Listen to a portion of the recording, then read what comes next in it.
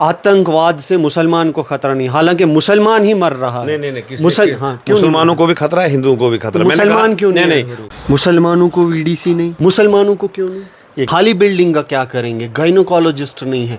भलीसा के लोग जो हैं वो तरस रहे हैं कि यहाँ पे कोई गायनोकोलॉजिस्ट, ऐसा कोई डॉक्टर होता जो यहाँ पे सर्जरी करता। हम वादा करते हैं कि 1 महीने के अंदर हम ये सारी कमियां जो है हॉस्टल की ये पूरी करेंगे। 2014 में लास्ट असेंबली इंतखाबात हुए थे और तब बीजेपी के कैंडिडेट दलीप सिंह परिहार जीत हासिल करते हैं। आज ठीक 10 साल के बाद दलीप सिंह परिहार फिर मैदान में उतरे हैं और साथ में कांग्रेस और एनसी के कैंडिडेट भी उतरे हैं। बातचीत करने की कोशिश करेंगे, जनता के सवाल होंगे, दलीप साहब के जवाब होंगे। फ़िलहाल दलीप साहब बहुत बहुत शुक्रिया।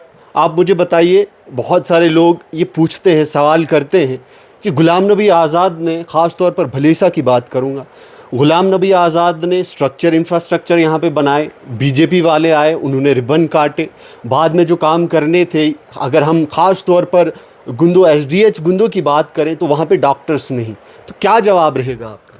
पहले तो आपका मैं शुक्रिया अदा करता हूँ।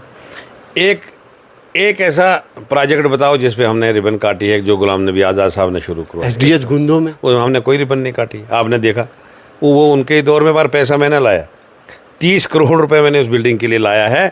तब बिल्डिंग जब बना रहे थे उन्होंने बिल्डिंग सेंक्शन की थी, उन्होंने प्रोटेक्शन वर्क शुरू करवाया था। आपको याद होगा इरिगेशन वाला ये जो प्रोटेक्शन वर्क 3 करोड़ आज़ाद साहब ने स्टेट सेक्टर में से दिया था, जम्मू में से, लेकिन दिल्ली से वो प्रोजेक्ट सेंक्शन नहीं था और 33 करोड़ के टेंडर हो चुके थे।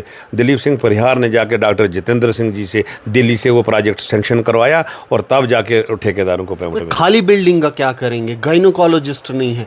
भलीसा के लोग जो हैं वो तरस रहे हैं कि यहाँ पे कोई गायनोकोलॉजिस्ट, ऐसा कोई डॉक्टर होता जो यहाँ पे सर्जरी करता। और जिस तरीके से इंफ्रास्ट्रक्चर है यहाँ पे, मुझे लगता है टॉप लेवल की इंफ्रास्ट्रक्चर बना हुआ, तो जो चीज़ें होनी चाहिए आपसे हम वादा करते हैं कि 1 महीने के अंदर हम ये सारी कमियां जो है हॉस्टल की ये पूरी करेंगे, क्योंकि बच्चों ने अभी ट्रेनिंग शुरू की है। हमारी बदकिस्मती है कि जो भी भलीसा का डॉक्टर तैयार होता बन जाता है वो यहाँ से भाग जाता है और जब हम उसको ड्यूटी गुंदों में लगाते हैं वो नौकरी छोड़ देता है। बहुत सारी मसाले मैं आपको बताऊंगा, इसलिए हमें ये परेशानी आई। एक डॉक्टर को बनाने में एक गवर्नमेंट का बहुत सारा खर्चा होता है, लेकिन वो डॉक्टर जो है वो फिर दोबारा हम अपने एरिया में देखें, क्योंकि बैकवर्ड एरिया से बना है वो डॉक्टर बना है, लेकिन बैकवर्ड एरिया में वो काम करने के लिए राजी नहीं। अच्छा, कहल जुगासर वाला टनल कब खुलेगा? क्योंकि भलीसा के नौजवान बहुत बेरोजगार हैं, इंजीनियरिंग करके बड़े लोग हैं, तो वहाँ वो तो आप रोज बोलते रहते हो कि कहल जुगासर टनल, वो तो खुला। हमने 2018 में डीपीआर बनानी शुरू की थी, उसके टेंडर हुए थे, आपने देखा होगा 3 करोड़ का उसका टेंडर हुआ था और उसकी डीपीआर बननी शुरू हो गई थी। बीच में कहरा वालों ने 3 साल उसकी स्टे करवा दी और फिर 2 साल कोरोना काल आ गया। 2 साल जब कोरोना काल आया उसके बाद हमने वो जो स्टे उन्होंने इसलिए की थी कि वहाँ बहुत बड़ी मस्जिद और कब्रिस्तान जो है वो उस रास्ते में आ रहा था और बाज़ार सारा जो था वो इस रास्ते में आ रहा था। फिर हमने क्या किया, हमने कहरा के पीछे से एक नाला है, वहाँ से हमने टनल शुरू करवाया, मतलब वो डीपीआर बनवाई और आगे इंदलू पानी तक उस टनल को बनाना है ताकि वो सेफ़ रहे, शहर भी सेफ़ रहे, मस्जिद भी सेफ़ रहे और कब्रिस्तान भी सेफ़ रहे। वो उन्होंने माना, हमने मिलजुल के वो स्टे ख़त्म करवाई है। अब डीपीआर हमारी तैयार हो चुकी है, 2 महीने के अंदर उसको सैंक्शन आ जाएगी और इसके टेंडर जो है लग जाएंगे। एक अहम सवाल यहाँ पे पूछना चाहूँगा, मुसलमानों को वीडीसी नहीं, मुसलमानों को क्यों नहीं? ये किसने बताया मुसलमानों को?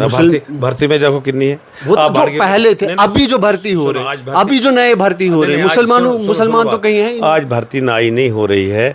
ये जो पुरानी वीडीसी है जो 8 मेंबरी कमेटी है उसको 12 मेंबरी कमेटी कर रहे हैं, क्योंकि इसमें मुसलमान वीडीसी में कहीं ऐड नहीं हो रहा। सुनो 3 एसपीओ थे, उसमें 18,000 उसमें एक एसपीओ को तनख्वाह आती थी। 18 के कितना होता है, 54,000 होता ना। अब 54,000 के उतने वो मेंबर जो है बना रहे हैं।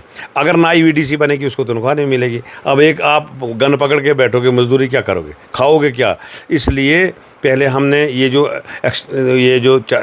8 मेंबरी कमेटी की 12 मेंबरी कमेटी बनाई, वो तो मुसलमानों को भी मिल रही है।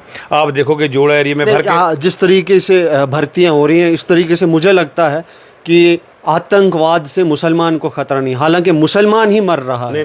मुसलमानों को भी खतरा है, हिंदुओं को भी खतरा। मुसलमान क्यों नहीं?